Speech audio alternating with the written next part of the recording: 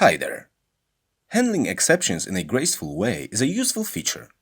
In fact, my article about handling exceptions in Rails applications is one of the most popular I've ever written.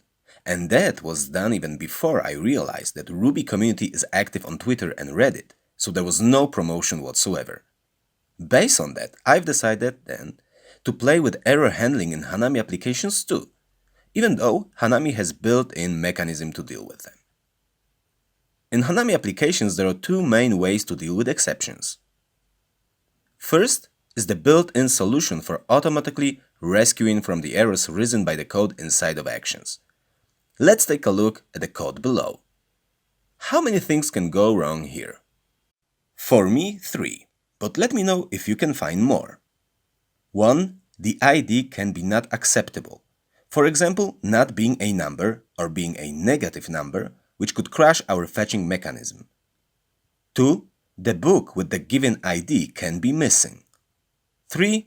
DB connection can crash. You may deal with those by calling the handle exception method at the top of your action. To make things more dry, I'll place this code in the main action file for my app. This code will now handle any standard error and map it to the 500 HTTP error code, returning predefined message to the browser. You can also set the custom handler method to render own messages and add advanced error processing. The code here will render the detailed message in the browser, serializing the error to the predefined format. This, of course, does not cover everything, but I'll get into the remaining parts in a moment. For now, let me tell you the other way to deal with errors in Hanami. Sometimes you don't want your code to raise an error, but still, you want to return the non-successful error message to the browser. For example, when you pass the unacceptable ID, you would like to return the 400 error to the browser. From another hand, when the record is not found, you may want to return 404. Let's deal with the first example. As you've seen just a second ago, my repository crashes when we pass string values to it. By default, my ID is treated as string and passed this way to the repo. We could update our repository code to work with string values, but I don't want to do it as the repository is expected to work with the integers. It is documented that way and the whole application relies on that. The better approach would be to update my action, validate and coerce the input parameters to ensure we always call the repository with the acceptable input. Let me do it very quickly. I've added a params method with a block defining my parameter schema. It checks the types and does basic coercion of string values into an integer. This basic validation is checked automatically, and based on the result, I can raise an error or just work with the result. However, I don't do anything with the validation result just yet. So when I'll call books/invalid URL, I'll again get the server error as my repository will clash. To solve this, in the handle method, I can take care of the validate params. I could raise an error here and deal with it as in the example above, or handle it using the halt method. When I use halt, it stops the code processing and immediately returns the response to the browser, which may be quite a useful feature. Now, as I ensured I'll only work with the valid parameters, there is still a case that my repository won't find the object. Depending on how I implement my repository, it could raise not found error or just return nil or null object for the records that do not exist in our data store. Despite being a fan of a null object pattern, to keep things simple, let's stick with a null approach. With this, I can just halt with a not found error message being returned to the browser. But what is the best way to handle exceptions in Hanami apps? I won't answer that. This would require a lot of benchmarking, collecting data from developers, and confronting different ways of dealing with the problem.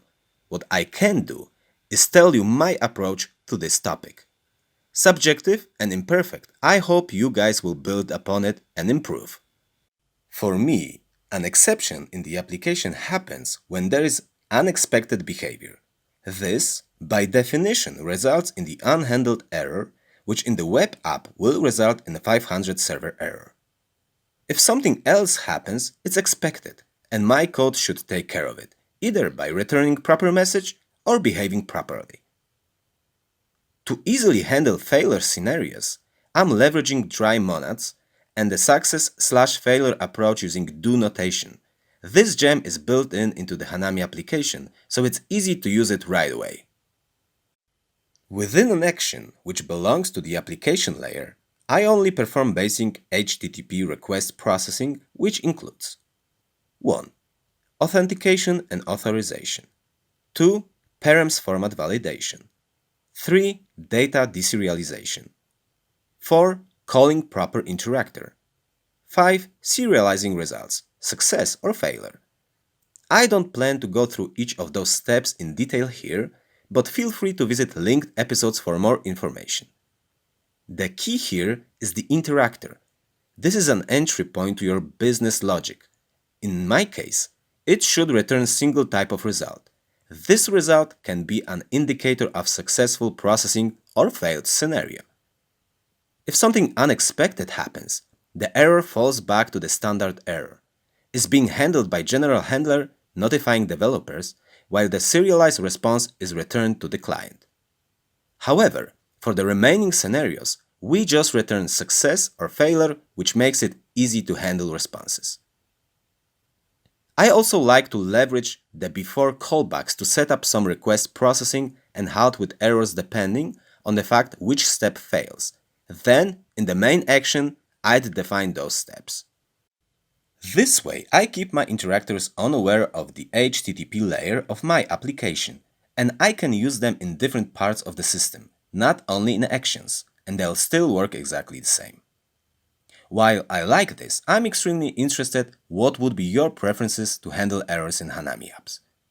Do you like to define mappers in the action configurations block? Do you prefer to raise errors? Or do you maybe have your own way to deal with this topic? Let me know in the comments. I want to especially thank my recent sponsors, Aquila Siemane, BLTN, Benjamin Klatz, for supporting this project. I really appreciate it. If you know other great gems you wish me to talk about, or have an amazing idea for upcoming episodes, please open a discussion using the GitHub discussion threads you can find at the bottom of any published article. And if you want to support us, check out our GitHub sponsors page or join Hanami Mastery Pro to gain the access to more learning resources and our private Discord server. As usual, here you can find 2 of my previous videos. Thank you all for supporting my channel. You are awesome and have a nice rest of your day.